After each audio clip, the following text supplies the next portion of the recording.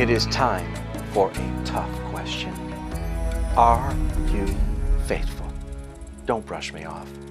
This question deserves an answer that only you can provide. Is faithfulness your hallmark? If not, it is my duty to call your religion into question. I must tell you a story. The names are not real. The genders can also be switched if the shoe should be on the other foot.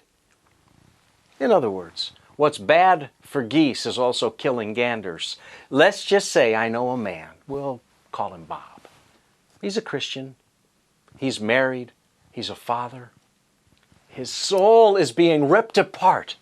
His life is in turmoil. He weeps and bitterly cries out to God. He's a man in pain. He is a Christian man in pain. He is a married man in pain. He is a father in pain. Why? Bob is in pain because another man wants his wife. He's trying to hold on to God, but everything hurts. Nothing makes sense. He finally realizes he was not sufficiently attentive. He's come to the realization that things must change. He would probably do anything to turn the situation around, but now he's unsure if any solution exists except God. God has been faithful in the past, and God remains his only hope. I know of another man. We'll call him Roy. He calls himself a Christian. He's not married. He's not a father. His soul is numb for now. His life is empty for now. He wants to be married. He wants to be a father. He wants more than emptiness. Roy has pursued Bob's wife. Perhaps Bob's wife revealed some dissatisfaction. It doesn't really matter. The unknown often promises the dissatisfied more than it can provide. The unknowing find it easy to believe, but they usually believe lies. What Roy wants is not to be his, at least not according to the clear, revealed, unchanging will of God. If he continues down the path he's on, he will replace numbness with unspeakable pain. He will replace emptiness with overflowing sorrow. He will replace singleness with a disastrous marriage. Because apart from the blessings of God, a Christian could never gain God's blessings by living in obvious sin. Roy wants to be a father, but is he willing to bring ruin to the lives of children to accomplish his selfish goals? I know a woman. We'll call her Marge. Marge is married to Bob. She's a Christian. She's a married woman. She's a mother. Her soul is not satisfied. Her life is filled with turmoil. It will soon be filled with terror, far worse than any turmoil or lack of fulfillment she could ever envision unless she decides to obey God. She wants peace. But if she pursues peace where it cannot be found, she will find horror that should not be unleashed in her life or the lives of her loved ones. She's empty. And in her emptiness, she demands fulfillment. But she's unwilling to seek God, and she will remain empty unless she becomes willing. In fact, she will empty herself so far that there will only be room for disgust in her life. She's disgusted with her husband. She will be disgusted with her children. She will soon become disgusted with another man unless she learns the real source of her disgust. She's disgusted with her life, but refuses to share in any responsibility for her plight. Soon, she will wail in her disgust if her children follow her example. She will witness the unending chaos of unfaithfulness. She will remain disgusted.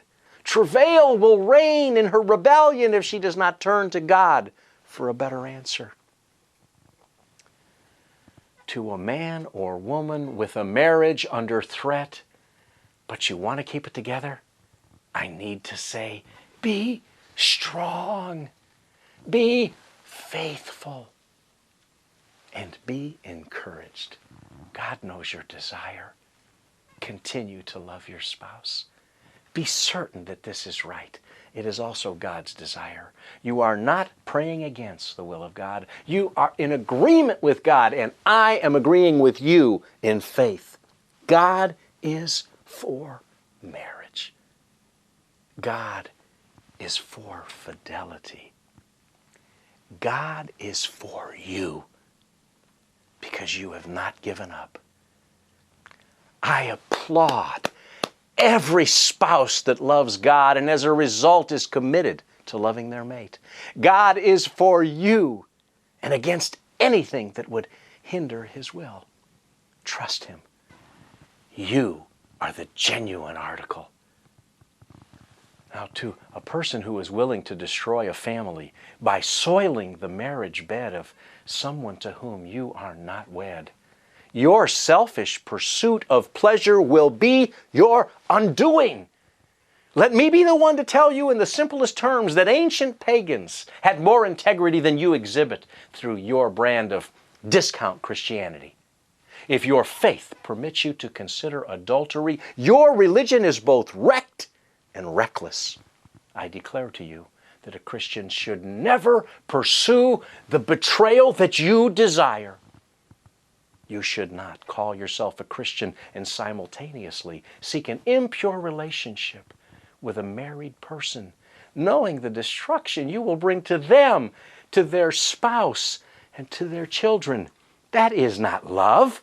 Don't pretend. Don't suggest you love them. You do not love them. It is not love. It is hatred, and it violates everything that is holy. If you insist on coming between a person and their God-given spouse, examine yourself and ask if you have God-given faith, accompanied by genuine salvation. Can you be a Christian and perpetually resist taking the hallmark of Christianity? If you remain always unfaithful, do you really serve God? Look deep within and check yourself. Do you serve your master, the devil?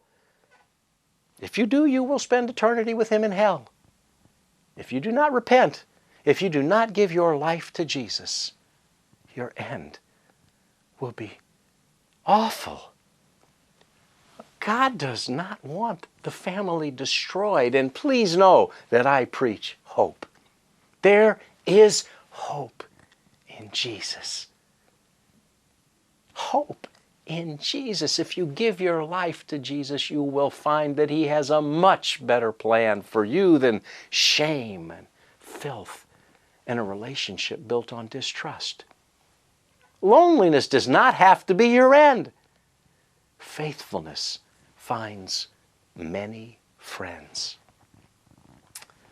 To you who are being wooed to the destruction of your marriage and your eternal confusion, do not believe the lies you tell yourself.